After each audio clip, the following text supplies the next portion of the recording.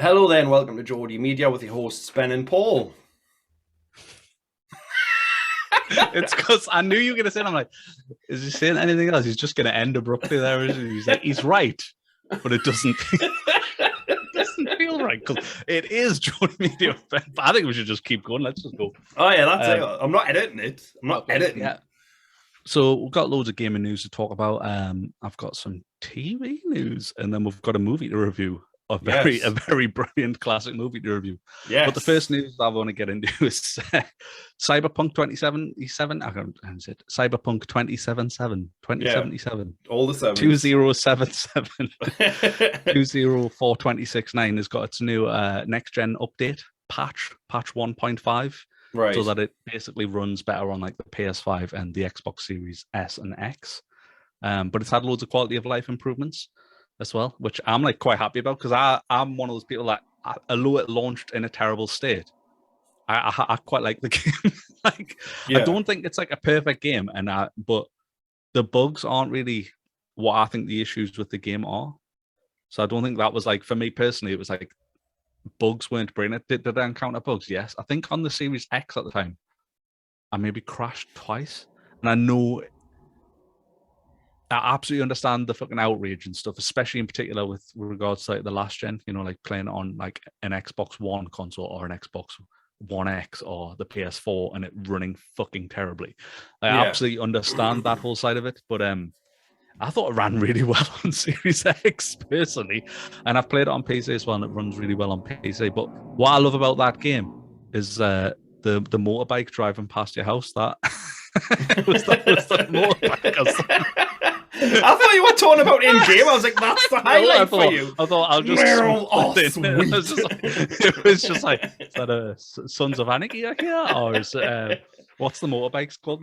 There's a brand of motorbike in that game. It's like shameless promotion because it's Keanu Reeves' motorbike company. Like he has his own motorbike company where they make custom bikes, and all of the bikes are like his bikes, and it's like shameless promotion. Smart, eh? Yeah. Just like, but no, what I loved about the game is I love the world. I think it's got such a beautiful map. I think it's got easily one of the most interesting maps to drive around on. And like, it's totally me gaming guilty pleasure where it's like, I unequivocally know people dislike that game. I love just driving around that city listening to music. Like, I think it's fucking beautiful because it's got so many different like biomes as you drive around. You know what I mean? Like, you can be out in the desert and stuff, and like you can be up in the hills where it's like kind of like an homage to Hollywood Hills. I think it's called North Oaks or something. And then obviously like certain parts of the city, just like, although technically they might be similar, they have a different color palette. So there's like one part of the city where it's very red and like brown hues, and it feels like you're on Mars. Like I feel like I'm in like a Blade Runner game or something. Yeah. And then the next minute you're in like the neon lights of the city. I just think it's a fucking gorgeous game. So like, I'm really buzzing about this news because it's put the game in a much better standing, I think, with like your average user and like people liking it and stuff. But there's like loads of quality of life stuff. Obviously, they fixed loads of crashes. I think the whole like patch notes was like 4 or 5 pages of notes. Jesus Christ! But like some of the changes were just like pathing of AI.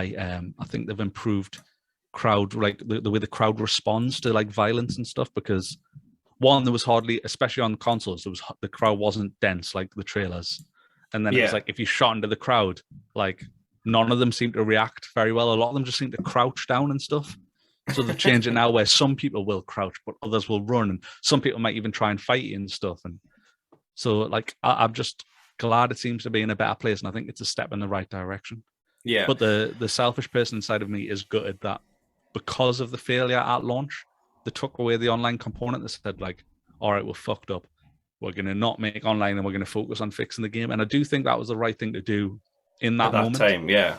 But I would love them to make it like, if it was like, I hate to say GT Online because I don't enjoy GT Online. No. Because I hate like the whole business model behind it and the shark cards and everything. But I would love them to do a Cyberpunk Online. You know what I mean? Yeah, I would just think that would be, it's such a beautiful world and the characters are dead interesting. And like I say, and like the mechanics actually, when they work, it's just a lot of people have not been able to experience them because they play it on like a PS4 because that's where the majority of the player base on console is. It's like the shooting's actually quite good. Do you know what I mean? And like the sniping's quite fun, and you know what I mean. So it's like it has all those mechanics. Apparently they fixed the driving as well, so the driving's even better, which I already liked the driving. I thought was fine. Yeah, I mean, I know there's a free trial because you mentioned it, so I'll give it another blast. Like, but it's just the thing that bugged me. Like, I wanted to take pictures of my micro penis, and it would put clothes back on him every time I wanted to take pictures, and I was just not impressed. So I had to get a refund. I was just not on. Like all that I'm stuff. here for the 4K micro penis. Exactly. If I can't have a realistic penis my size and jump around and take photographs of it, I don't want your game. Don't lie to us. Is that in all games? You're like, yeah, that's can in every you jiggle the micro penis? Not that's it. Like that's why I haven't played Horizon so what you're saying is no micro penis. Yeah, why are you not playing Horizon Zero? Aloy doesn't have a penis. Yeah, well that's it. Yeah. And if she does, it's probably big. Yeah, no, like a proper penis, just not having it.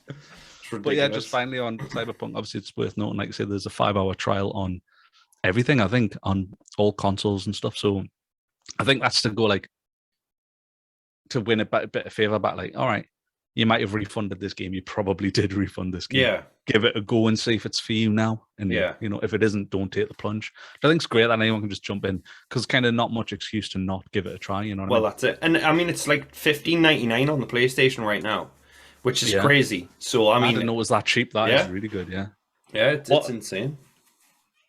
Just since you mentioned Horizon Zero Dawn, obviously I wanted to talk about Horizon Forbidden West, the new one.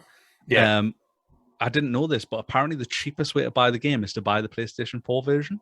Yeah, I heard that. Yeah, I read an article on it. It's just insane. Yeah, like I've seen that article and I just thought that's mental. So basically, if you buy the PS4 version, you upgrade to the PS5 version for free. Yeah. So there's no incentive to buy the PS5 version. I mean, I think it's £20 more, $20. Yeah, well, it is. Yeah, it's like $69.99. And I think in a way, like that's great for people who can't afford the $69.99. But also at the same time, like the devs work hard on this game. And I mean, yes, the price is friggin' ridiculous. But at the same time, is it not going to like hamper their chances of getting another sequel? Because like it's the same with what's it called, Days Gone. That didn't get a sequel because people bought it secondhand because the review said it was shit. I mean, as I see your logic. Yeah. I'm not sure that would apply to Horizon though, because it's just a much more hyped. Well, that's I mean, the fact that it got a sequel off the bat, you know what I mean? Excuse me.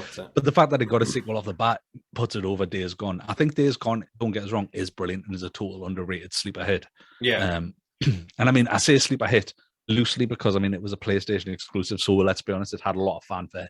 I think a lot of people go, "Oh, well, it didn't get pushed as much as other games," but like, I think if you think about it, alongside other games, it was probably the least original idea we've had out of PlayStation for a while because of course, yeah. I mean, it was like somebody was like, "Hey, let's take Far Cry's open world, but make it kind of The Last of Us." Do you know what I mean? Yeah. And obviously, it's big.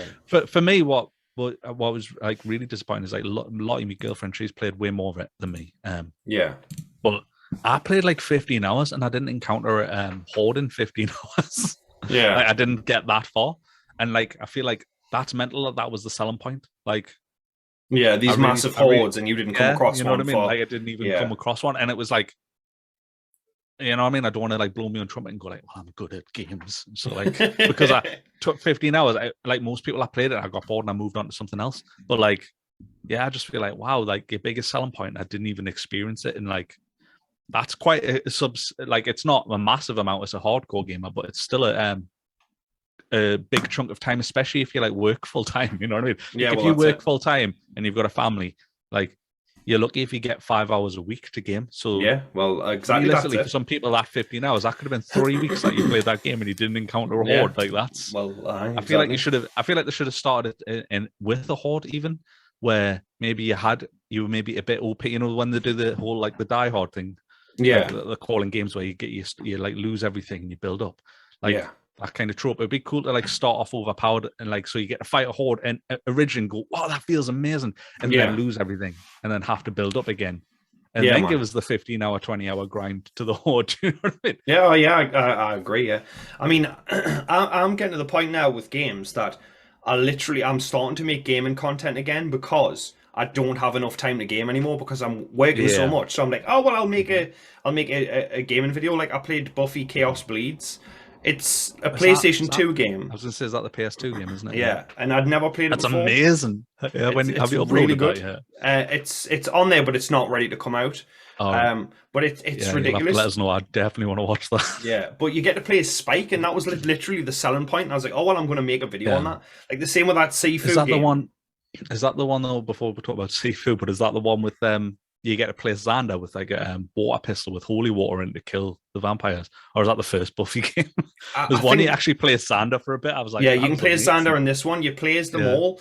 Like you play as so good, and some of them come back to do their voice work, and some of them didn't. Yeah. And then there's this girl doing an impression of Willow. That sounds like Alison Hannigan doing a bad impression of Willow, and our voice is terrible. And they've given her these really big dead eyes. And I mean, I mention it obviously in the video, but it's just I can't wait. Yeah, it's so weird that that's what you chose to play, because I literally started rewatching Buffy last week. Yeah, like genuinely, like me and Lottie were like, I was like, I haven't watched Buffy for like 15 years or something ridiculous. I'm like, I'm ready to watch Buffy again. So I started watching it, and I'm like, what, 8 episodes in or something? I'm loving it again. It's such a beautiful product of its time. You know what I mean? Yeah, definitely. Like, I agree.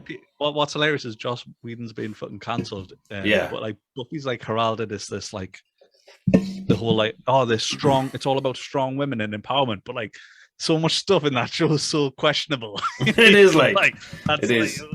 So I mean, just the whole Angel relationship. Really, we'll not get into it. I'll talk about Buffy for 2 hours. Oh, I mean, like Joss Whedon though. Did he see his interview in that magazine? Well, I've read it. Yeah, his whole excuse was, yeah, but I've never fucked bitches before, so I can now fuck the bitches. So I'm going to fuck the bitches. Aren't I, sweetheart? Like, no, mate.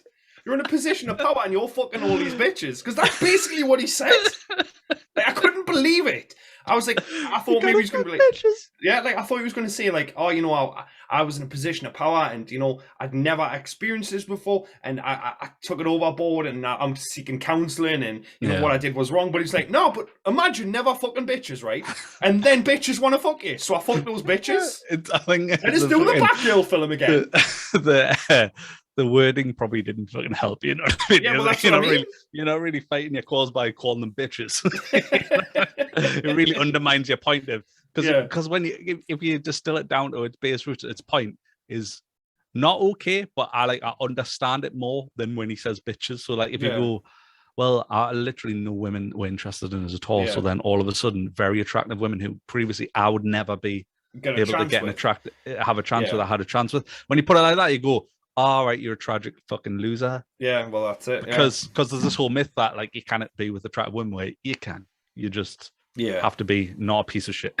Yeah, well, that's it. You have to be not a piece of shit, and maybe you do have to work on your appearance, because like I do think people can improve their appearance. You know, and you can get fitter, and you know, you can get surgery. It's horrible if you have to, but you could. You know yeah, well, that's it. But to be like, I never got bitches. Well, the fact that you refer to women as bitches straight off the bat, it's like you don't deserve women. Well, that's it. Yeah, bitches. Yeah, like I never fucked any bitches, so I wanted to fuck the bitches. It's like there's a reason why you never fuck bitches. Well, that's it. Yeah. It makes it seem that like before he could get women, he would like introduce himself like, "Hey, I'm Josh. Nice to meet you, bitch." Yeah. Like, hey, bitch. What a slut! Like, everyone he met. It's like, oh, it's Bitchy, the vampire slayer. Yeah, Buffy. Just autocorrect that quickly. Yeah, I mean, just the audition process. Like, so would you sleep with Joss Whedon? Like, who's that? Oh, that's me. And then he goes to tick off whether they get the part or not. And like Buffy's like, he's like, and then she's like, yes. He's like, you got the part. You know what I mean? He's just filling a cast full of women. You look at the bit of paper and it's just a tick. There's nothing else on the sheet. Well, fuck. Yeah, that's it. But crazy. I mean, the guy's cancelled and what have you, but that interview did not help, like, at all. I'm adorable. I just want to fuck. You're just like, do you want to come and interview us, and I'll just give you way more fuel for the fire. That's it. Let's just pouring gasoline on himself and lighting his own. You know what I mean? Fucking just like here's the match. Like, no, I'll do it. It's fine.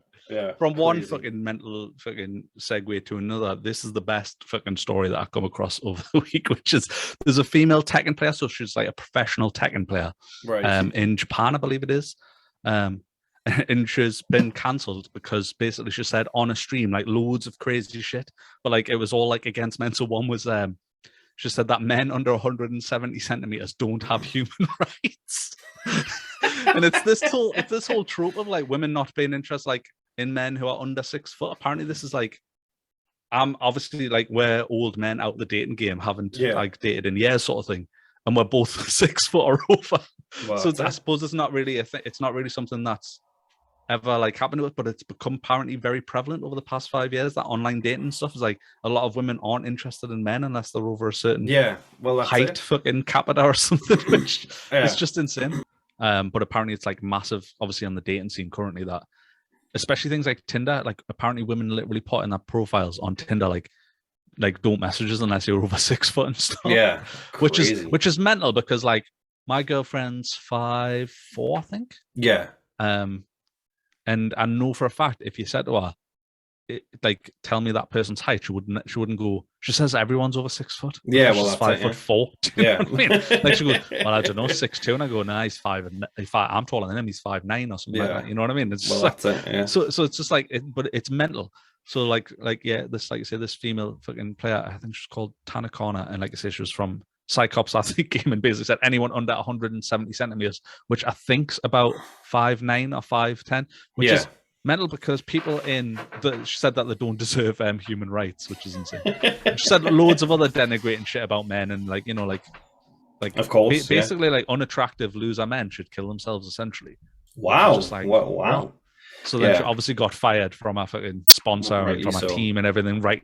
So, and then she went on to like apologize and like renege the comments, but it's like, it's that whole thing of, you know, like when you're just like, you're only apologizing because you were called on it. Like, well, that's obviously it. What you if nobody had said anything, she would have just been fine with it. But also, like, why would you even bring that up on stream? Like, if you were live streaming, like, why would you be like, hey, I'm just gonna say that like loser men should kill themselves? And like, well, men already have the highest fucking suicide rate. You probably shouldn't be giving anyone a fucking push to kill themselves. Yeah. I think it's one of the shittest things you could probably say to someone, really, isn't it? No, well, of course, yeah. I mean, I saw a video on TikTok, because I've got that now because I'm a waste of skin. But this man's interviewing a man and a woman, right? I mean, it's what I do when I poop now. It's short form. It's better than YouTube. Do you know what I mean? Like, sometimes I don't want to sit on the toilet for 25 minutes. Yeah. It's too fucking good, though. It's like the algorithm on TikTok is so fucking good at consuming your time. Yeah, well, you literally blink and you've an hour's gone. Well, that's it. Yeah, you're like, oh fuck, and you feel like you've watched 7 TikToks. Yeah, and then you just can't stand up because you've been on the toilet for an hour and you've got pins and needles everywhere, and you just collapse to the floor. Well, then you need to watch another hour of TikTok just to regain the feeling in your toes. But yeah, there was this guy interviewing a man and a woman, and he interviews the woman first, just like, what's your ideal man? Or do you find this man attractive? She's like, no, he needs to be 6 foot, he needs to be ripped, muscly, and have a lot of money, right? And then the man interviews the man right next to her, and he says, and what about you? He's like, well, I need a skinny woman, she needs to be pretty, she needs to not be stupid, she needs to have our own like independence. And the woman turned around and says, you can't do that. Like, what do you mean? He's like, that's body shaming. He went, and so the interviewer went, but you did exactly the same. She went, yeah, but I'm a woman. It's different. Men don't have feelings. Like, what? Yeah. Like, it's ridiculous. Like, the standard. It is become, the standard is very much that, though. It's very much in the crazy. court of. Well, the thing is that men are always outed for toxic masculinity, but it's never really put on to women that women can be just as toxic about masculinity. Do you know what I mean? Because they are very much like I say, it's not an issue I've had personally because I've always, like I say, I'm 6'1" and I've never had that issue. Yeah. But I know for a fact it's a thing. You see, and there's loads of these videos of like really short men being angry, and I just feel sorry for the blokes because I think the biggest disconnect is in particular online dating. Online dating isn't healthy for anyone. I really believe that. Yeah. Yes, of course, other relationships that have succeeded as a result of online dating, absolutely. But I don't think that's the norm. I don't think that's the majority. I think most people would say, is Tinder in particular good for anything other than hooking up really casually? Well, that's it, yeah. Not really. Not really.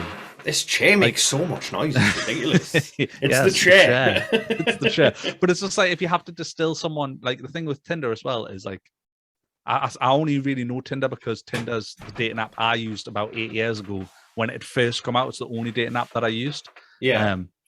But I think the way Tinder is, it's all about your picture more than anything. I mean, I suppose this is probably an issue with a lot of online dating. It's your picture and then this shitty little synopsis that you have to write. Yeah. And then it's all about, like you say, swiping either way, and it just turns like it from a person to just this commodity that doesn't mean anything to you. Well, that's it. Yeah. It's a comment on a fucking YouTube video. Like it's very inconsequential in the real world. Do you know what I mean? Yeah. So like you're actually playing with people's feelings in a sense. Do you know what I mean? Yeah. Oh, yeah. I agree. And then it's all on men, obviously, to do the chasing. You know what I mean? It's all on the man to like open the conversation. And what I find really interesting is just total sidestep, really, because it's not really about gaming. I think our media is just that it's only considered creepy if a man is unattractive. Well, that's it. Yeah. Yeah. Camera's gone a bit blurry, mate. Any better? Yes. Yeah. No? Yeah. There we go. Yeah. Sweet. I mean, I agree. It's the 50 Shades of Grey thing. Like, it's acceptable if you're rich and fucking good looking. But if it was the same thing and it was an ugly fat dude and he had no money... We're talking about Buffy. We're talking about Buffy. Angel is, what, 240 years old or something like that. And he's sitting on a 16-year-old. Yeah. And you're like... And it's the same with Twilight. It's like... It's romanticized and it's abuse. If you were fuck ugly, it's like the whole tone changes. That, oh, he's a creepy bloke. And you go like... Because you see women that go like, I hate overly handsy men. And then it's like... You literally see handsome blokes who are handsy and succeed. Yeah, well, that's it. And it's simply for that. It just depends. Like, 50 Shades of Grey, like, I watched that years ago with Claire, and it was fucking, she was like, he loves her, and I'm like, bitch, she just sold his fucking, he sold her car, bought her a new one, and fucking low-jacked it so he knows where she is at all times. Yeah. Like, that's not love. That's crazy. It's love. It's funny. mental. It's funny you say 50 Shades of Grey. At the time that came out, I was working at a cinema, and it was the weirdest time ever because during that like launch, women were like being sexually aggressive towards men in the cinema. Yeah, because it was big groups of women who were coming to the cinema and they were drunk, and like literally they were like touching members of staff. Like, I remember specifically because I was one of the bigger blokes. I was normally the guy who was tasked with like asking people to leave if like someone was like aggressive. Yeah, because just by law of it, I mean, obviously I look very different now, but like, you know, I've got loads of shit tattoos. I'm tall, and I used to have a massive beard when I worked at the cinema as well. So just by the way that I look, it'd be like, Ben, will you ask these people to leave? Because I've already asked them and they've ignored us. And then I wouldn't do anything differently. I would literally, it's just double standard completely. I'd literally just say, look, we've had some complaints. Unfortunately, I need you to leave the cinema. Yeah. And they would just go because I was like a big bloke. But it was just so interesting to see that converse side of it with during 50 Shades of Grey launch, where like women were like squeezing members of staffs who were blokes, arses. Yeah. And it's like perfectly acceptable. But if a group of drunk blokes had shown up at the cinema and were squeezing one of the 18-year-old girls' arses, because it was 18-year-old lads and stuff working there, it was just like, there'd be like assault charges. The police wouldn't have been there. It's exactly. Like, and I mean, insane. Don't get us wrong, it's wrong on both parties. Like, you should keep your fucking hands to yourself, man or woman. Do you know what I mean? Unless the woman wants it, and like, I mean, like, she wants it, not you think she wants it. Like, she's okay with it. Like, she's literally giving like fucking like, I think it's bullshit, but I do think a lot of women, like even fucking women who take advantage of men, like, oh, but look at you are lucky you slept with this 30-year-old when you were 16, like. It's very fucked up. Do you know what I mean? It's very predatory. It is mental though, like the whole double standard of it. Like I say, being. But I love stories like that. So it was really good to see that company draw that line in the sand and go, I don't care if you're a woman. Like at the end of the day, what you said was absolutely unacceptable. Accountability matters and and you don't represent this company and you're out. Yeah. See you later. Yeah. So moving on from that. Yeah. Unless you've got another point for it. No. This is totally nothing to do with this kind of thing, right? But this happened to me the other day. Now, I've told a few people and I just get funny looks. And it's fine if you just give us a funny look or you make a joke. Honestly, I'm okay with it. But the other night I put the cat away, right? And now every time I put the cat away, I have to stop her from going outside, right? Because she always wants to get outside. So she's got a cat litter tray. It's gross, I know, but she doesn't like to poop outside. So I bring it in. Yeah, me neither. It's the worst. Like, it is the worst. Too cold. Yeah. So I brought it in, and I had to stop her with my foot, right, to get her from going out. And she does the same when I'm trying to feed her. She just puts her head in the bowl, and she ends up with like beef on her head, right? But every time I go into the kitchen, I lock the door so the cat's in the room so she doesn't fucking run out, because then I have to chase her around the house. So I lock the door, and I did all this with the cat. The cat's trying to get out. I'm pushing her out. I'm like, Dora, get in the bloody house, move out the way. So I did that, and I'm watching her eat her food, and then I walk to the kitchen door and I open it, and the cat's sitting in the living room. And she walks in. Like, is there a glitch in the Matrix somewhere? Have I just seen a ghost cat? Like, it looked like Dora. Do you know what I mean? And I interacted with Dora, but then I opened the living room door and she's just sat there looking at us. And then she runs in and she goes to eat the food that she's already started to eat. So I don't know what happened. And like, I told Claire this, and Claire's just like, I'm going to turn into fucking Mr. fucking Smith right now, and like, because we're coming for you now. Yeah, well, that's it. Like, figured it out, isn't it? I was like, what the fuck is going on? Like, am I in a coma and I don't realize it? Have I died? Is it a ghost? The only logical thing I could think of is, obviously I don't know the layout well enough to know to just say this is just maybe like cats are just mad fast, so just somehow. I opened the door, but she was already like, she was sat there though. Like, she hadn't like, I don't know, she could have ran past and sat there, but it was like literally I opened the door and she was sat at the door waiting to come in, like she hadn't been in the room. Like, I was white as a sheet when it happened. I was like, what? It like blew your mind. Yeah, I was like, what is going on? Like, I genuinely thought like my brain had what we need now is just like an image of your cat, you know, like the end of Thriller, where Michael Jackson turns around and his eyes turn. Image of Dora just turn around, our eyes just turn yellow. Well, that's it, and then you just hear like get a the laugh. Fucking the Vincent Price laugh. Yeah. I've never believed in anything of the supernatural or anything like that, but like it genuinely shit us up. Like, I was like, what the fuck was that? So like, either my brain just skipped something and I let her out and I forgot, but it was literally within seconds, and I looked back and she was eating. I opened the door and she was in the living room. So I was like, is there something going on here that I don't know? Is there a glitch in the Matrix? Have I been hit by a car and I don't know yet? Ghost cats. Yeah, maybe you've got maybe you've got twin cats and you've just never known. I've just never known. I mean, I've just never known. Yeah. I'm not that aware about the things that go on around us. Like, to be fair, I'm sure there's a logic. It's ghosts. Yeah. It's ghosts. Like, I never ever experienced anything like that in my life, and it just fucked with us. Yeah. And I know it's completely off subject of media, but like the whole concept of ghosts. I don't believe in ghosts, so just obviously for the record. But if I was to say a ghost, it would ruin my life. So like. Exactly. Like, you know when someone's like, oh, let's go to this haunted house. I wouldn't go to the haunted house. Like, I wouldn't choose to do that. Yeah. And I don't believe in ghosts, and I don't think there'd be anything there. But if I was to say that, it would unravel my concept of the universe. Well, that's it. Because I'm a very scientifically minded person. Where I just think I believe in science. I believe in facts. I believe in presenting those facts with evidence and, you know, coming to a conclusion that makes sense. You know what I mean? I'm very binary in that sense. So like, it would just ruin. Like, I do believe in aliens, just in the sense of, if the universe is infinite, then like any life form on another planet. Well, that's it. Yeah, like a plant, a single cell organism or a plant is an alien. So I believe in them in that sense.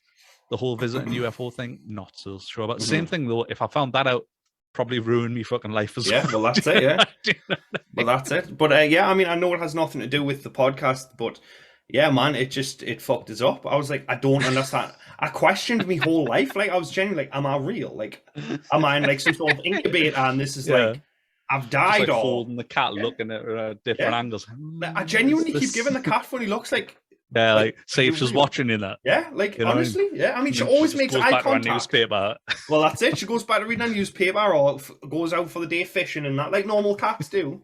But honestly, it messed with us. Like, I was like, I was lying in bed. I was just like, did that happen? Like, was that real? Like, am I going to start seeing like green numbers just in front of my eyes, like the Matrix? You know what I mean? Do I know Kung Fu now? Like, what's happening? You're the one. Oh God, I wish I had the fucking Matrix. Keanu Reeves going, whoa.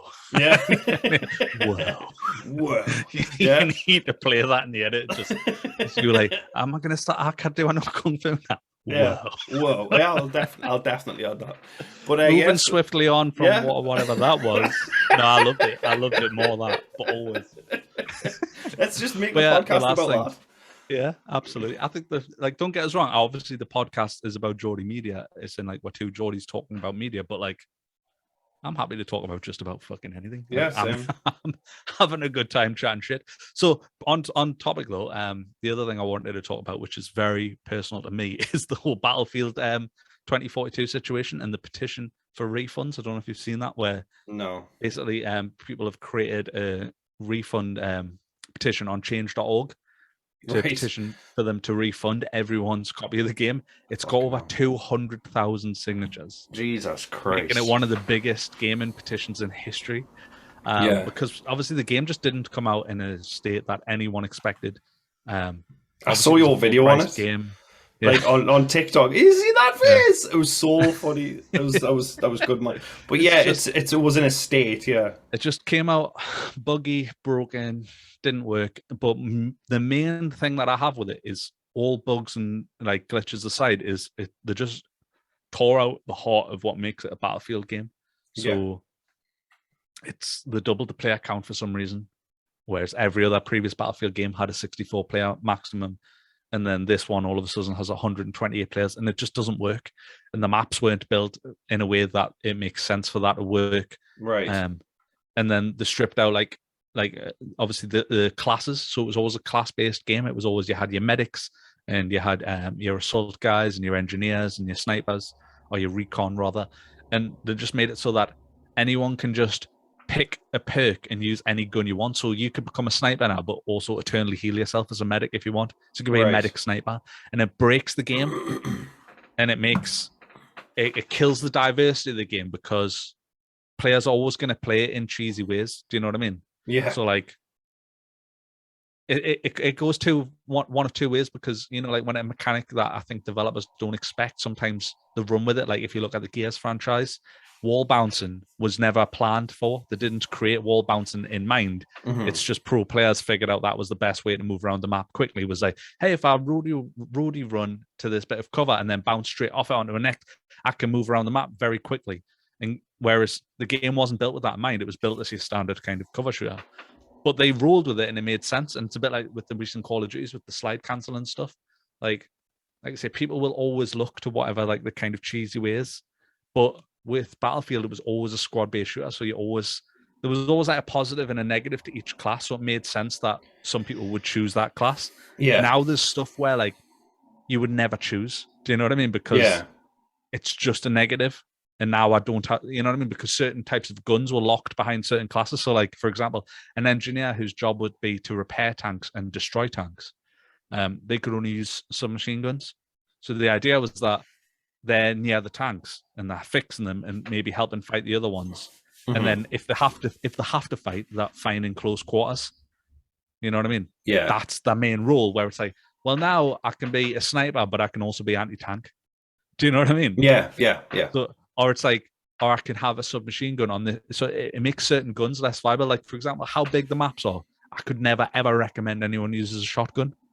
So there's no situation. So it's like you've killed shotguns essentially. You know what I mean? Yeah. Not that I'm like a big pillar, but just like they did all the shit that broke the game, and then silly shit like you couldn't see the scoreboard or anything.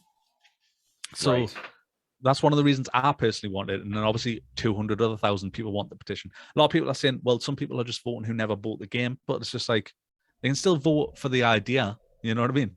Yeah. Like you can still vote and go, well, I still think those players deserve a refund because they didn't enjoy the game. Like we all played it more. I mean, I didn't play much. Like I must say, like obviously you have a 2-hour limit before you can get a refund on most platforms. Yeah. And I maybe played 6 hours or something. And I mean, and it's mental because I always described myself. I always self-ascribed or defined myself as a Battlefield player. Like when I described shooters, I'm like, oh, I'm a Battlefield player. Yeah. And like every Battlefield game, I've got like over 1,000 hours in, and sometimes across multiple platforms, like something like say Battlefield 5, 1, and 4, and 3. Even like I played them on both consoles and stuff. Do you know what I mean? I played them that much and loved them that much. And then to go to a new Battlefield where I don't even want to play it, it's like insane. So I'm totally behind that. But then because the petition took hold and got so much fucking news story behind it, EA had to come out and say something. Right. Which I thought was brilliant. So they haven't said anything about the refund. They've just admitted that it's failed, and they admitted that they failed in not meeting player expectations. But classic EA, that obviously started passing the blame onto other shitty things. So they went, well, a big part of it is, obviously staff working from homes had a massive implement. It's like, but everything that's come out in the past 3 years has had people working from home, and then I personally work from home, and like my whole industry has pretty much moved from being an office centralized workforce to online, and it's had no impact. Well, exactly. I mean, it's the same equipment. It's just in a different building. Yeah, and it's like, oh well, you kind but it's not the same as like being. It's like, well, people, you just have the same exact meetings. You just have them online now. Like it's the conversation's still a conversation. You know what I mean? That's mental. So I thought that was really. And then the weirdest thing they said was, well, which looked so bad on them. Essentially, was like, well, the game launched, and it was like, because it launched if you paid £100, like the full price Ultimate Edition or some shit, you got to play a week early before the launch date. And they were like, well, we're only in the middle of that launch week or whatever. And that was like early access. So it was like, there was a day one patch coming that was meant to fix a lot of stuff. It didn't, but it was meant to. So they were like, obviously give her a bit of leeway in this week. But then in that week, obviously Halo Infinite announced they were launching the multiplayer on the Monday for free. Yeah. So they blamed that as well, but like it's such a weak fucking comparison, because they're like, well, yeah, Halo come out with just a much more polished, better game, and it was free, so that's why Battlefield didn't perform. And you're like, yes, because your game was shit. Yeah, if your game wasn't shit, then it wouldn't have been a massive amount of your core audience wouldn't have been able to be stolen away. So that's crazy, man. It's typical EA though, isn't it? Just fucking just didn't want to do the work. Yeah, they don't. Well, another thing they blamed was they said, oh, well, we had to update the engine because it was running on old software. And it was like, but the old engine was class. Like, also everyone wanted, like, as someone who was massively involved in the community and like being a hardcore player of Battlefield 5, like I hated a lot of Battlefield 5, but I still played a fucking ton of it.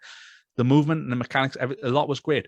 Also, we wanted was them to take out, there's a system in the game called the attrition system, which was the first time in a Battlefield game where you had to self-heal. And you had a limited amount of health, so you had to go and collect health, and a lot of people didn't like that. And ammo, you had to go and collect, rather than just you have quite a bit, and then when that runs out, you need to collect more. Yeah, it would like purposely start you with less ammo, so that you'd have to go and rely on a team, go and get more. And same with health, you would have one heal, which could knock you back to full health, and then after that, you wouldn't regenerate health anymore. You'd have to go and get health off a medic or find it on the map. And no previous Battlefield game had done that. It had always been regenerating health, and you all started with a lot of ammo. And then if you did, obviously, if you were like damaged, you could heal or get health. You know what I mean? Yeah. But it was just like, so that was a massive departure. So all anyone wanted was them to take out the attrition system and then just update the game from being a World War II game to a modern game. That's and it. Instead, they did none of those things. It's ridiculous. They just were like, let's make it fucking twice as big. Make it like half as fun. They took out scoreboards, so you can't see where you are on the scoreboard either. So you could see your personal KD. Yeah, but nobody else is. Yeah. What's the point in that? I mean, that's why you want to play this, so you know you're shitting all over other people, players. Because they're saying like, oh, well, some players don't like that. It makes shit players feel bad about themselves, and it's toxic and like. It's toxic. How? It's out of touch. It's all about how this company's completely out of touch with what the players want. Well, that's players want to be. I was shit. I remember starting Battlefield Bad Company 2 back in the day, and I was bottom of nearly every single game. Yeah, you know what I mean. And it took us a long time to get good.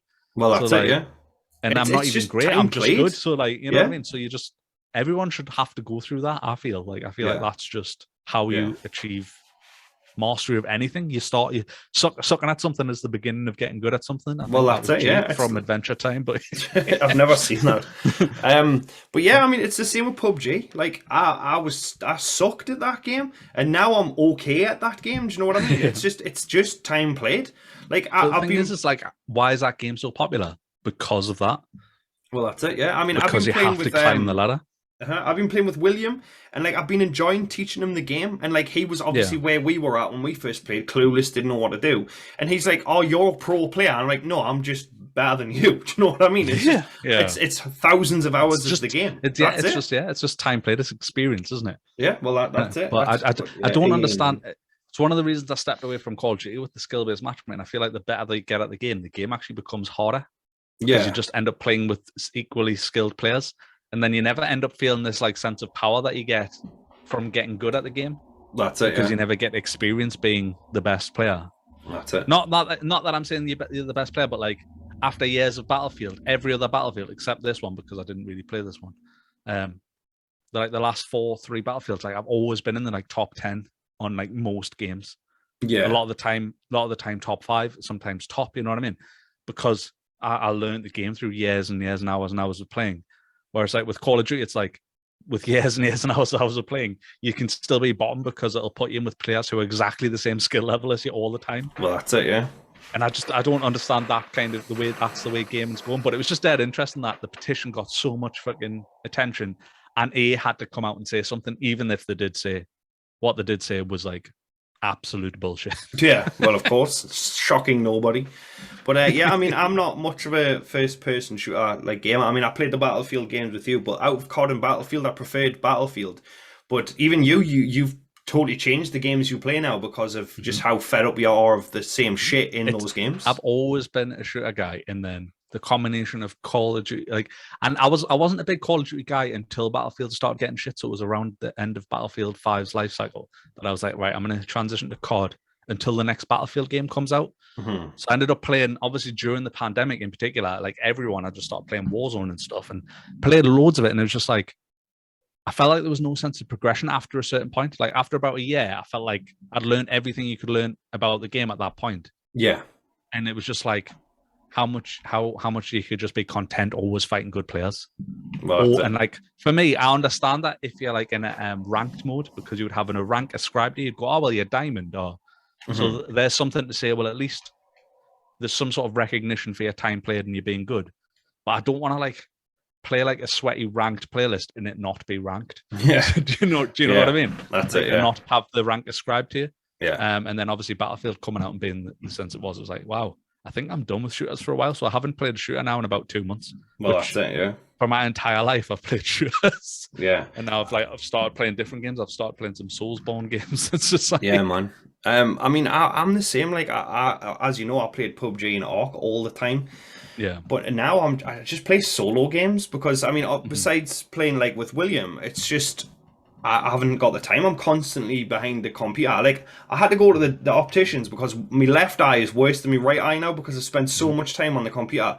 And it's because the left eye is the eye I use more to when I'm editing. Do you know what I mean? The right side. You're like giving the way I've yourself a got it lazy set up. eye. Yeah, like I've got the left side's to edit and the right side's not. So I'm constantly. What you're saying is in another 20 years. So you know, like that fucking myth of human like evolving over time because we're so computer based. The idea is that we're going to have long, creepy fingers. Yeah, that's it. Yeah, you're just going to have fucking 2 eyes going opposite directions. Yeah. Well, look at the fucking dual monitor eyes over there. Like, so I've got bifocals and I'm 35. Do you know what I mean? Like, it's ridiculous. So this one's like a little bit stronger. These are just blue light glasses. I've started wearing blue light glasses because I feel the eye strain because I spend because I work from home on a screen, and then at the end of my day, I'm like, well, I'm going to go on a computer. Well, that's it. It just goes from screen my laptop. That's it.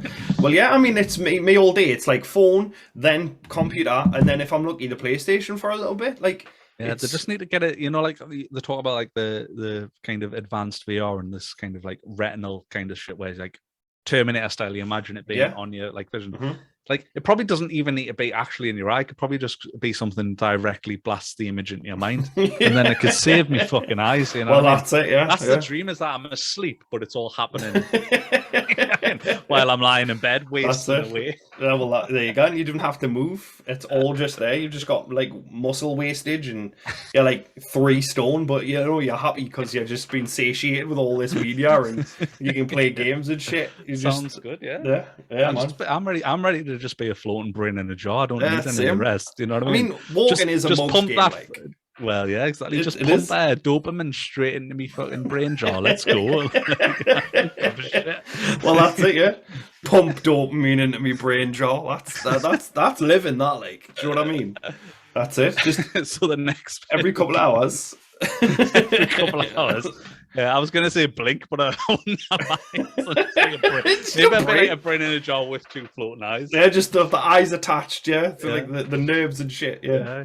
Fucking 1 iris contraction to just like signify I need more dopamine. That's it, yeah. So the next bit of gaming news is that with all of the recent acquisitions, you know, like Microsoft obviously acquiring Activision and stuff, Ubisoft have come out and said that they opened acquisition, which to me just sounds really desperate. Yeah, like, buy us, please. Yeah, they basically said like, well, we're fine to just operate as is, but we are open to acquisition. Like, we would love some free millions. We'd love you to just come spend billions on me, please. Yeah, well, do you know what that reminds me of? Do you know when like everybody's got a joke and we're all in on it, and then there's that one fat kid on the table by himself who just laughs when everyone's done laughing, like, yeah, can I be your friend? Like, that's what Ubisoft was like. Please buy us as well. We're lonely. I mean, I would like Ubisoft. I think are struggling. To be fair, like they're trying to turn all of their fucking IPs into battle royales, aren't they? Well, that's it. Yeah. I mean, when's that battle royale coming out for? Ghost Recon. Yeah, Ghost Recon. Yeah. God knows. Yeah, but I think they went a bit radio silent with that because I think it got a bad reaction. Yeah. Because the meta, it's already there. Calling this thing at the end game, stand on it and shoot someone, so it's just Fortnite, but you just call it in instead of building it. Yeah. So, and then also that the announced along with Ghost Recon, they tried to do the NFT or the try. Well, not that they didn't try, not that they tried, because they did. They literally made NFTs in Ghost Recon. So if you've played, I think it's 500 to 1,000 hours. I think it is, or maybe even more. Might be something ridiculous. Actually, I think it's crazy ridiculous. I think it's like 600 hours. You get basically an exclusive helmet and gun, and it has an exclusive unique serial number on, but you cannot see it in game, but you can view it in the menus and see a unique serial number. But then you can resell that on like the blockchain to other people. Well, someone told me I should do that. Yeah, like someone said, "Oh, your logo, like the one with the beard and the cap." Like make that an NFT. I was like, no, I don't even know what they are. Why would I want to do that? It's like, yeah, but you can make money, but nobody buys the merchandise I have already. Why are they going to buy that? I was going to say, the thing is, like, I understand it in the sense of it would be, yes, it's a unique creation, but like, does someone want to buy that? Yeah, exactly. It's just ridiculous. It's crazy. So, like, I just thought it just was very desperate sounding from Ubisoft to be like, well, we're open to acquisition. Like, oh, one, you know what I mean? Just put them on like, if women wanted to have sex with us, I would have sex with them, but I'm not looking for sex with women. But if women wanted to have sex with us, I wouldn't say no. Open to it. I'd be open to it. It's like, okay, you're a virgin. We understand you're a virgin. We do the Far Cry games. Ha ha ha, buy us. And the last bit of fucking game is some people have been annoyed, and this one's stupid, is some people have been annoyed apparently that the Wii U and the 3DS digital stores going to be closing, I think next year, Nintendo have announced. Right. And some people are annoyed about that. So are they merging it into the new Nintendo store? Like, they're just saying that if you have a Wii U or a 3DS, you cannot go onto the digital store and buy games for that console anymore. That's what I mean. So it's like all just going to be on on the Switch. Yeah. Because obviously they're very old devices. Well, I mean, they're very, very old, aren't they? Like, who's still just playing the Wii U? And not only who's just playing it, but who's still buying stuff on the Wii U store. Well, exactly. I mean, who's been like, you know what? It's 2022. I could do with a new Wii U game. Well, exactly. Like, you haven't already bought it. It's just, you should surely have them all by now if you're still buying stuff on the store. Yeah, I mean, it's like one of those things where eventually you're going to find someone that is mad about it, so then it's a newsworthy story. It's like being mad that the Xbox, like the original Xbox, is no longer online. Like, well, who's that one guy with just the Xbox? That one guy's still? Like livid about it. Yeah, like, I can't play Halo by myself. Okay.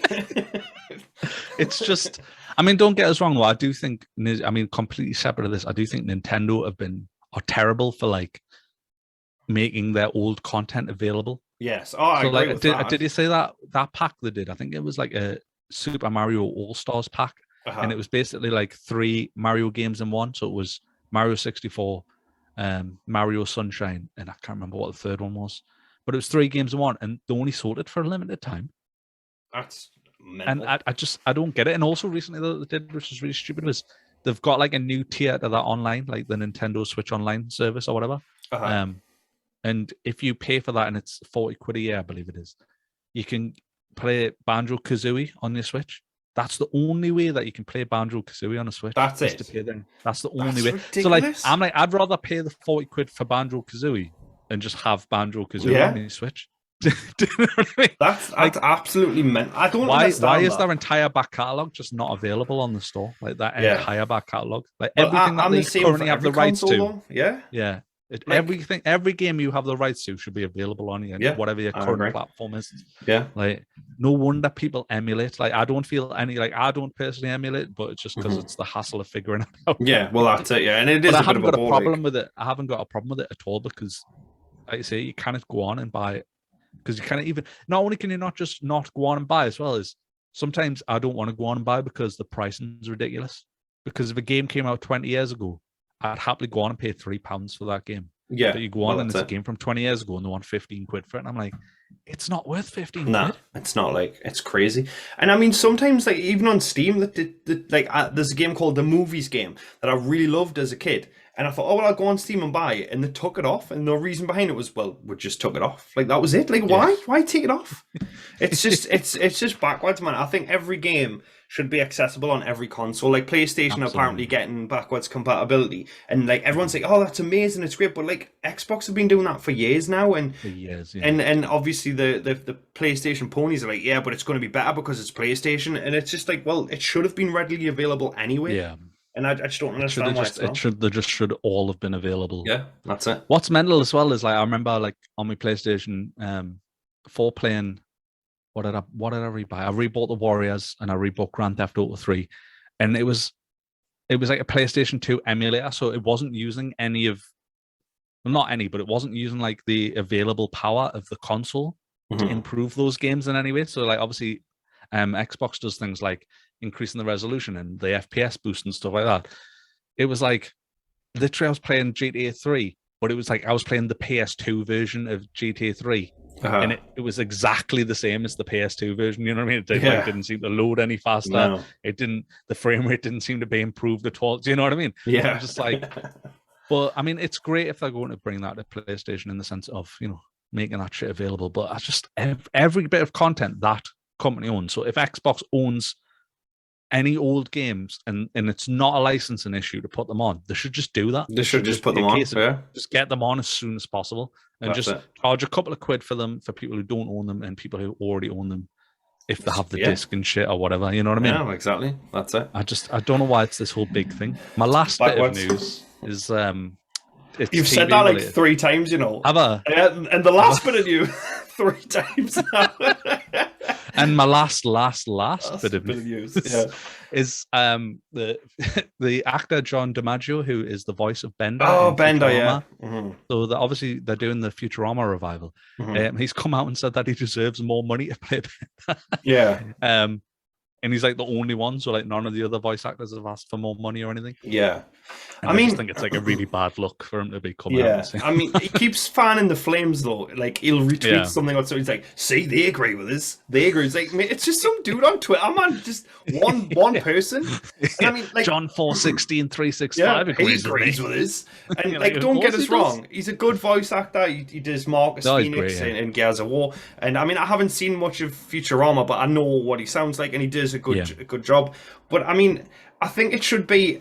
They should come from, like, do you know what? How Friends did it? Like, everybody gets the same amount. Yeah. And because because he's not the star of the show, they all are. It's an ensemble cast, so they should all agree on something, and then they should all take it. I mean, I think they have, though, by the sounds of it, they have. And he's just like, no, I want more though. Yeah. Give me more. I'm Marcus Phoenix. Do you know what I mean? Like, obviously, I don't want to like pick at something that I'm not massively versed in, but like, I know that voice actors are underpaid. Yeah. Or at least that seems to be the prevailing theory that I'll say online. Even more so now. Yeah. I wonder how you quantify it, because, like, what's your opinion? Just opinion completely. Which a lot of this podcast is. 99% of this is it's subjective opinion. Yeah.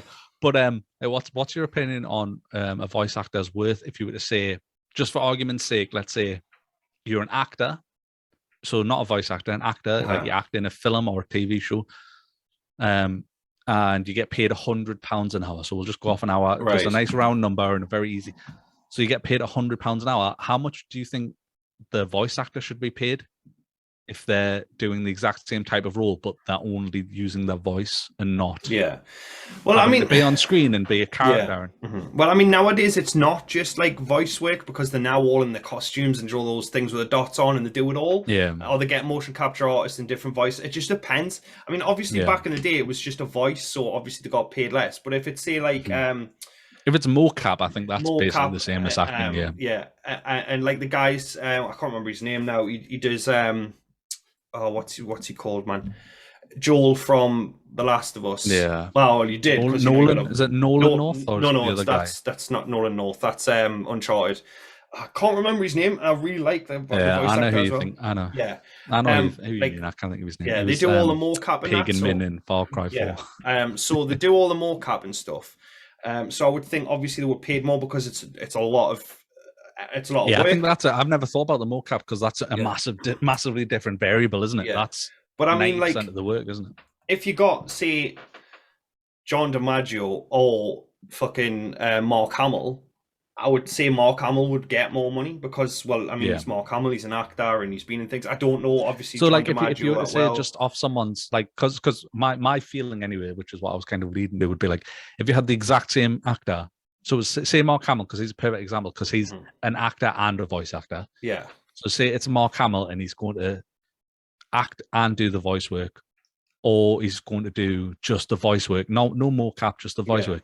I would think then half the pay would seem like right to me. Well, yeah, do you know what I mean? But I mean, we're coming from it as a fucking we know nothing about it. Yeah, so, I mean, that's just our opinion. And I mean, voice work is something I would always love to do. Like, I'd do the mocap, I'd do everything. But I would personally think, I agree with you. Like, if you're just in the studio, you're there for like 6 hours and then you're done. It would be less than if you're in mocap working 40-hour weeks doing line delivery and stunts and all those things. So yeah, because I would. John DiMaggio's not doing fucking mocap for Bender. No, of course not. He's just sitting in a room or sitting in because they do it in their own houses now. They've got like that's the thing. I would expect.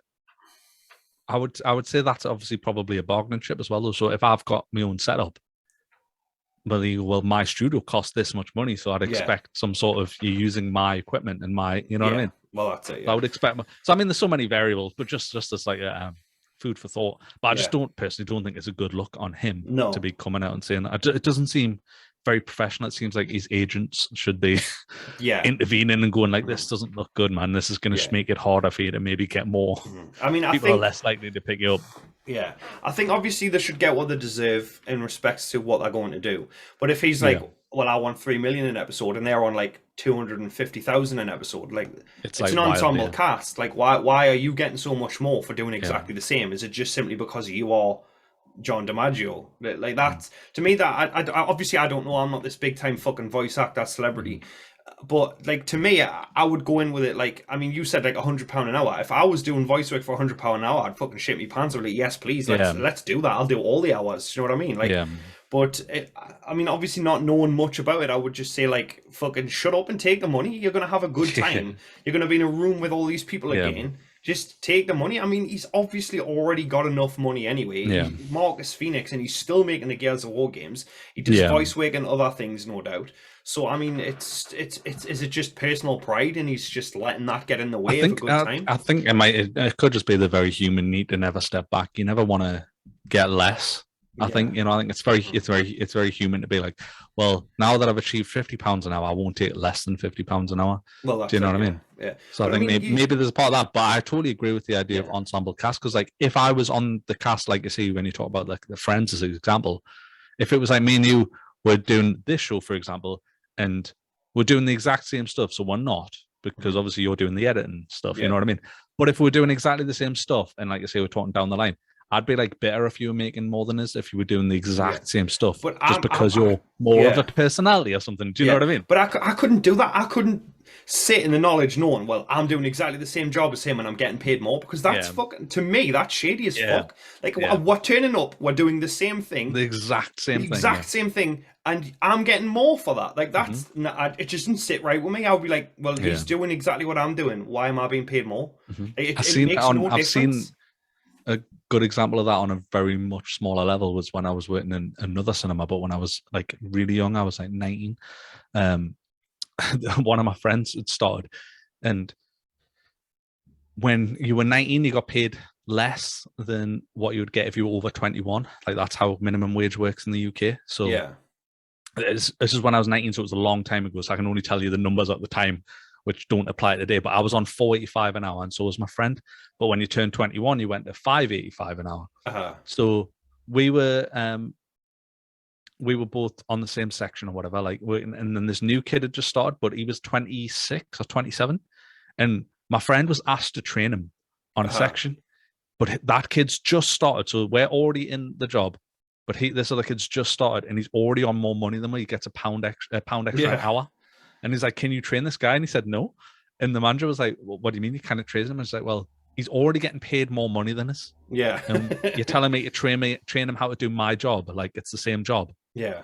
Like, why would I do that? You know what I mean?" And it's that's the way it would feel to me. It'd be like, well, if you're getting paid massively more, anytime there's something extra, I'd be like, well, you should do it because you get paid more. Well, that's it, yeah. Well, that's it, yeah. You're doing the same as me, so yes, I agree. I think it's fucked up. I don't understand the mentality of it like that. That's why I always go back to the Friends thing. Like, it was apparently David Schwimmer who was like, we'll all go in and we'll all ask for the same amount because it's an ensemble cast. We're no better than each other. I mean, obviously, like there's characters that are funnier and stuff, but they're all working the same hours. They're all doing the same thing. I mean, so none of them wrote the their lines. You know what I mean? Well, that's it. So it's like, yeah, it's crazy. Speaking of crazy, if you don't have any other news items, that was my last. What was the last one? Was it Wicked? We watched the film. Well, I watched it twice. You watched it twice. I watched it twice on purpose as well. We watched Street Fighter, so we're going to do a review of Street Fighter, the one starring Jean-Claude Van Damme, not the 1995 classic adaptation of the video game. Yeah, like my God, I want to start. So fucking good, yes, yeah. Absolutely. I want to start by saying it is literally the worst movie I've ever seen, but somehow also the best at the same time. Yeah. I've never known a movie like it. Like, I'm watching it, like, why am I watching this? But also, I'm so glad I'm watching this. Like, I literally turned. I said, my girlfriend, Molly, I was like, I need to watch Street Fighter for the podcast. So I was like, you don't have to watch it if you don't want to, but I'm gonna watch it like tomorrow. I think it was like Thursday. I was like, I'm gonna watch it either tonight or tomorrow. And she was like, oh, I absolutely want to watch that with you. And like the second it said Street Fighter, she was like, pause it so that I can take a picture of it in Street Fighter because I need people to know I'm watching Street Fighter. You know what I mean? Yeah, man. And then she remembered more of it than me because like obviously I know I'm ADHD. If I watch something once, I take like key moments in, but I don't get a lot of it. Well, but I watched this so many times and yet still forgot so many times because I remember like I had it on video and I used to watch it religiously as a child. And even then there was loads of bits I'm like, I forgot that completely. Yeah. But I loved it. It was like, it was so bad. And it's like, it was also really nice to watch it through the lens of an adult because the last time I did watch it was as a child. You know what I mean? Yeah. So it was like, one of those things like we were talking about things being like toxic and stuff. You go, wow, they couldn't do that. No, you know what I mean? But also, it was just like one thing that before we start talking about like specifics of the movie was just like it was one of those ones I'm watching. I'm going, wow, not only is this so terrible, but they were given millions to make this. Yeah, exactly. Do you know what I mean? Yeah, that was what was so like. That really blew me mind when I watched it. But do you want to move on to like points or? Yeah, well, I mean, before I like get into the film, like I always IMDb a movie like after I've watched it, and so I went and I had a look and I noticed there was 90 things about the film. So I did this last night, and it tells you everything, like all the production issues and stuff like that. But like Van Damme was number 1 on the call sheet, right? Yeah. And he was never there. Because he was constantly fucking high. He had a coke problem. So he was he refused to come to work all the time. Yeah. And they had a stunt coordinator to come in and do all these moves and stuff, right? Now, I don't know if you noticed, but in the film, when the fight scenes, they're really close up. So then there's no wide shots. It's all like quick cuts of the moves. And it was literally because Van Damme was so coked out of his mind, he couldn't do the fight scenes. Barely there. You know, that martial artist who does martial arts movies couldn't do most of the fight scenes. That's actually insane. Yeah, I didn't realize that at all. Like, I noticed a lot of the close-ups and stuff, and obviously was like laughing at like how terrible some of the. I only noticed there was 2 cuts in particular. I was like, I can't remember what the second one was, but there was only 2 edits throughout the entire film. I was like, that was a good transition. The rest, I was like, this was so poorly edited. Yeah. Oh, it was. I mean, it's. M. Bison is great. He plays a really Mhm. good dictator. Raul Yeah. Julia is fantastic in the role. Yeah, And like superb, yeah. he took the Perfect role casting. simply because his children like Street Fighter, and Yeah. he was dying of stomach cancer, and he said like he wants to have a role for his kids, so he took Yeah. the role. But he did it so well. Like It was everything brilliant. else Yeah, is he's the best part terrible, about it. and Yeah. he's just so He's believable the as this shining dictator. light in the middle, yeah. Everything he does Absolutely. is nuts, but It's you just- believe it because he's Yeah. so good when he does it, and like. I mean, like they get some characters right. Like Vega, perfect casting, looks Yeah. like Vega, Yeah, right? superb, yeah. Great. But like fucking what's his name? Like Ken was just an average white dude. He just Ken was terrible, he wasn't just it? had no muscle. So yeah. He just He was the most unbelievable fighter. yeah. They just got like a kind of mildly handsome, kind of blonde guy. Yeah, well that's it, yeah. He wasn't even like mega blonde. His hair Yeah. was way too short. It was just That's like, it, yeah. and I'm not a hardcore Street Fighter guy at No. all. Like I played Street Fighter like 1 and 2 as a kid on the Super Nintendo and stuff. You know Yeah. what I mean? And in arcades, but like I was never like hardcore into the series or anything. Yeah. But it was just like, yeah, some of them were just so unfaithful. It's like lazy. some of it they tried to make it as serious as possible, but then maybe they thought, actually, no, let's not make it serious. So, like Kylie Minogue, when she kicks someone, she says the kick name, and when she kicks him, and then when Ryu, why was Kylie Minogue in it? I Like don't, she played a British character. Cammy's Yeah. a British character, so she had. Yeah. I don't know if she tried a British accent, but it definitely it Australian. just sounded completely Australian. Yeah, but like, I think maybe they hired her because she was the only person who could cry in command. Because at the end she like cries. yeah, And it like makes no sense that she would cry then, and she genuinely teared up. And I was Yeah. like, I wonder if it's just because she's one of those actors. Because not all actors can do it. Some actors can just cry in command. yeah. So I was just like, because there was no emotion in that scene that she cried at the end, other than it was like the victory. But like, Yeah, it's why did the ridiculous. hire Kylie Yeah. Minogue at Just- all? It made no sense. But at least out of like I say, out of a lot of the characters, at least she did look the part. Yeah, Like she did Mhm. look very much like Cammy. So like, but no, like It was it very made no hit and sense. miss. Like Yeah. Balrog was okay at best. Like Gale, My God, the fucking Balrog's fucking arches, the shaved in yeah, like arches on his head was so fucking over the it's top. Like, terrible. it didn't look like It was Balrog. so It just far looked. back. It just looked so like- stupid. Yeah. But like, I don't know why, but it was serious, but also silly. And I Yeah, don't they know were like- why didn't they were just try- pick one. Just Yeah, there was like I think it was like obviously watching it through the eyes of an adult, it was like, oh, this is definitely for kids because Yeah. there was so many like corny jokes all the I mean, it opened with fucking Jean-Claude Van Damme like obviously being interviewed by Chun-Li and being like that bastard bison, like just like so Yeah. over the top immediately. I'm Yeah. like, it's really silly this. Yeah, But then it there was is. other moments where it was like he was like really talking about, totalitarianism and like Yeah, fucking, like- like exactly. subjugating poor people and Yeah, how he's like- going to make this utopia and all this. And there was moments where Yeah. you're like, oh, that, and then but then it would be curtailed with like a really shit joke. Well, that's it, yeah. Like there was one bit that I just laughed my head off. Like Bison wanted $20 billion, right? And he's like Gale's talking to him, and he says, "We're coming to rescue the hostages, Charlie. I'm coming for you." And then like, why would you do that? Why would you tell Bison that you've got his mate? Like, What was more than that? Because that is so fucking true. But also like he's like, Charlie, I'm coming for you. And at that time, that happened to also currently just be holding Charlie very close. And he goes, as if he could see him through the fucking TV. Yeah. As if he just like followed his eyes and was like, oh, you were looking at him. And you're like, him, no. that dude. And then he also like read his tags. He pulls fucking Charlie's tags out and he goes, Carlos Blanca. Charlie. How would you fucking Charlie is not the fucking shorthand for Carlos. I would never get Harry Carlos. I'll never remember that. I'll call you Charlie. Yeah, well, that's it. Yeah, It's just, and he's like, well, we'll turn him into a Blanca then. We'll turn him green. Oh, this is fucking hell. Like, That it's just, I ridiculous. mean, obviously the whole Blanca scene was just Yeah. every moment of the whole Blanca, like so. Taking Blanca and putting him in the shit VR and the idea of like showing him It's terrible just two stuff. And he's like, TVs that make him angry. I don't like war. You're a fucking soldier. I mean, I'm like, for me, I'm like a sick fuck, so they'd have to show something. Like, I'm thinking, like, what could the show is that would make us that angry? They'd have to show us like Mrs. Brown's Boys or something, you know what I mean? Yeah, Like, well, that's it. no, The lowest form of comedy. you know what I mean?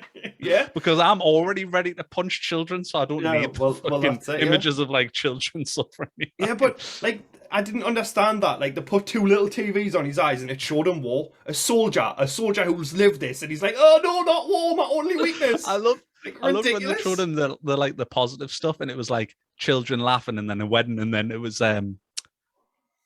Malcolm X, I think, the show. It was just like, all right, it was such a like it's like someone just went to Google and was like, good shit.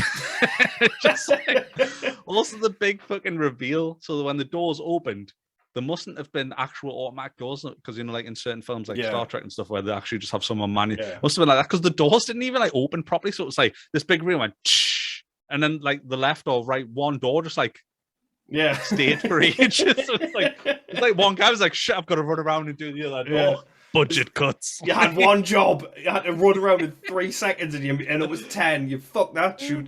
But yeah, and another thing that I noticed, right? What's his name? Is it Dalzim, the Indian guy? In like the second to last scene he's in, full head of hair. The last scene he's in, bald. What did he do? Shave it off, or did he just lose it because of stress? An explosion happened. Yeah, and that was it. And it just blew all his hair. It just blew his hair up perfectly. No burns on his head, but like just every hair burn. It's like they tried to make two different movies. Was that was, and it was massively throughout the entire film, was just the awkward thumbing of the characters into their costumes. Like the absolute lengths they had to go to get characters into their costumes was just. It was beautiful to see, but it was just hilarious. Just like, we have to come up with the most obscure reason for this character to kind of look like the character they are. And like a lot of the time we're like, oh, I have to make it the big reveal. Well, that's it, yeah. I mean, obviously some characters were just like straight away, like Vega straight away was just Vega. Oh, it was amazing, yeah. Like the first time you meet Sagat, although he was in a suit, it was quite clearly Sagat. Yeah. I like the curfew joke where it was like, he was just like, nobody tells me. Nobody tells me the time, and then they're just like a big voice. I was like, the curfew is now. And he's just like, shit, perfectly timed. It was like, yeah, that was good. The jokes are terrible. One of the things about Bison that I just didn't get, right? When he thinks Gale has died, he's like, I wanted to face him in battle. And DJ is like, it's a wonderful day for you. So he's like, no, I wanted to face him in battle. And DJ is just like, oh, okay, right. And then later on, he finds out he's alive. So he's like, well, I'm going to kill him right now in this fucking stealth boat. That wasn't stealth at all. Like it just showed some electric wavy lines, and you could still see the boat.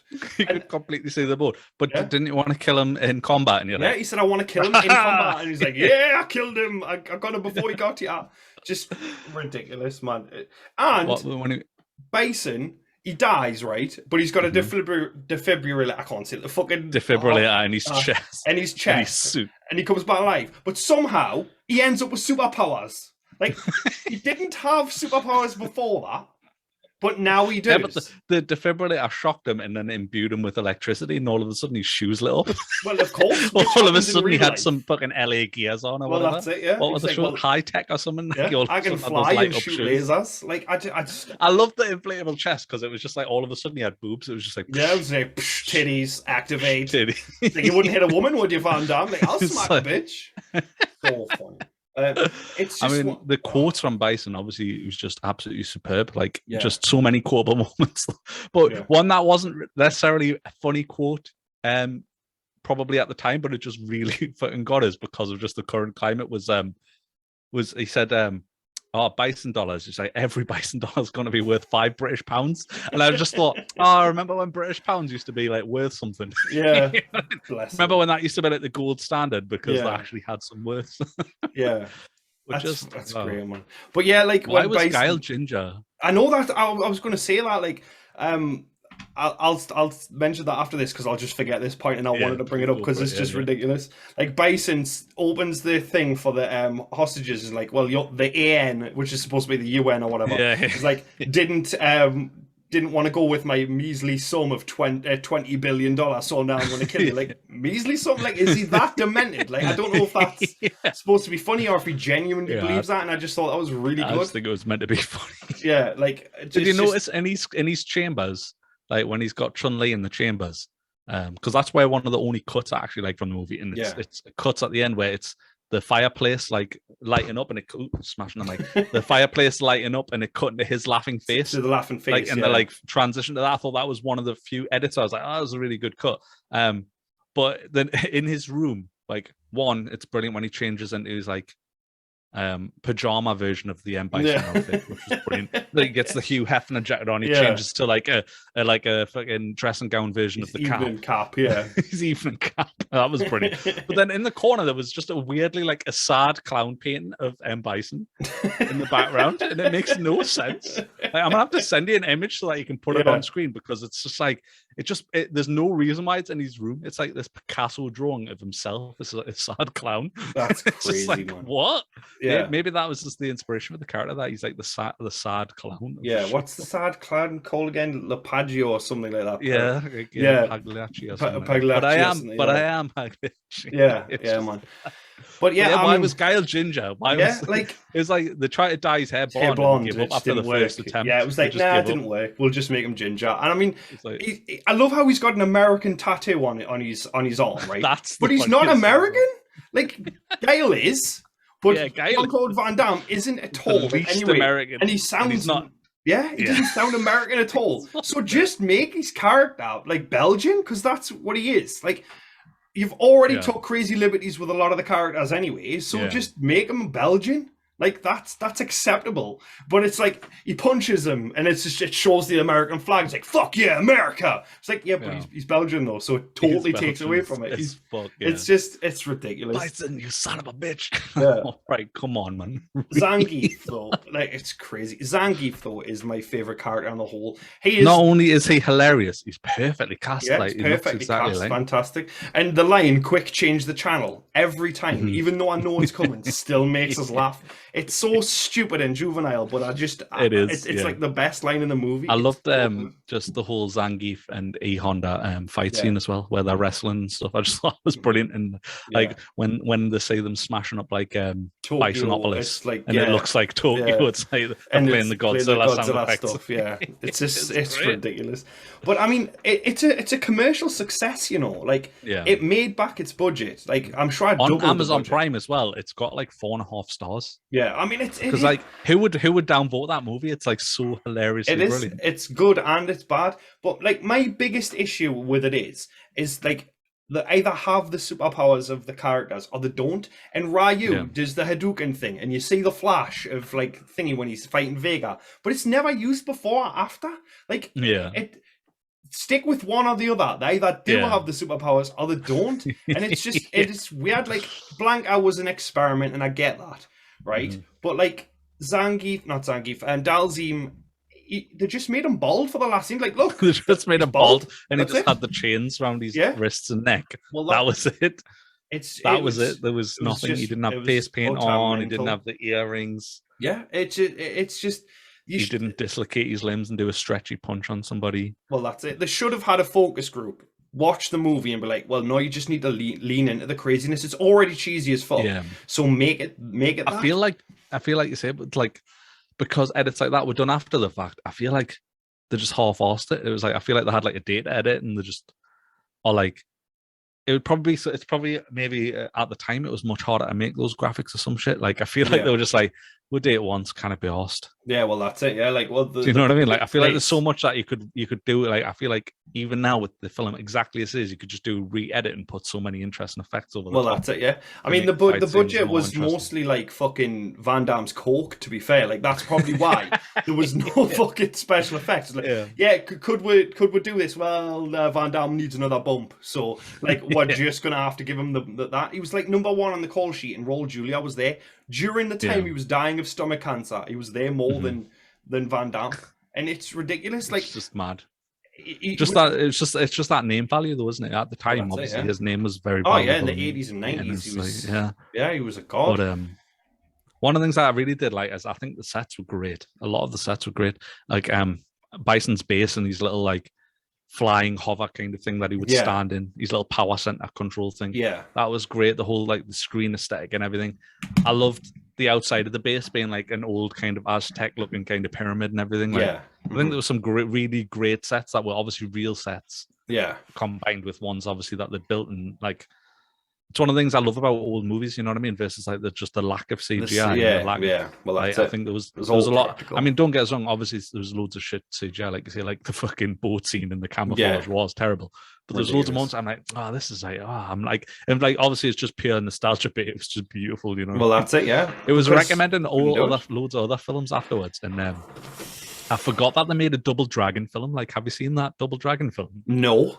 I there's want a Double to, Dragon film from it's on Prime and it's from 1994, 93. And I'm like, oh, I seen that because I love Double Dragon. I like grew up on Double Dragon more than I did Streets of Rage. I only ever played Streets of Rage in arcades. Yeah. Because I unfortunately didn't have a Mega Drive. I was a SNES kid. Yeah. And I didn't have any mates who had a like I didn't have any mates who had a Mega Drive, so I never got to really play any Mega Drive games. So I ended up playing loads of Double Dragon. That was my side scrolling beat 'em up versus Streets of Rage. Even though I think I still have great nostalgia for Streets of Rage. But I ended up like I remember renting that film and I'm like, that film's equally just as fucking. In fact, that's probably worse than Street Fighter. I'll have with to a much lower budget. Yeah. But I was thinking for the next one we should watch either Mortal Kombat, the first one, not Annihilation, just the first Mortal Kombat. Yeah. Or Super Mario Brothers, which I just think because that's on Prime as well. I just think that's like I'm down for perfect. Like once again, perfect nostalgia bit. And I remember specifically that Mario has beautiful sets, like really cool. Yeah, I'll definitely watch that. And is like very lax with the source material. Yeah. I'm down for whatever. But yeah, Street Fighter, it's terrible, but I love it. Like I watched it twice. Yeah. I watched it 2 days in a row, and I never do that with films anymore. Yeah. I'll see a film once and be like, well, that's it. I've had enough of that film.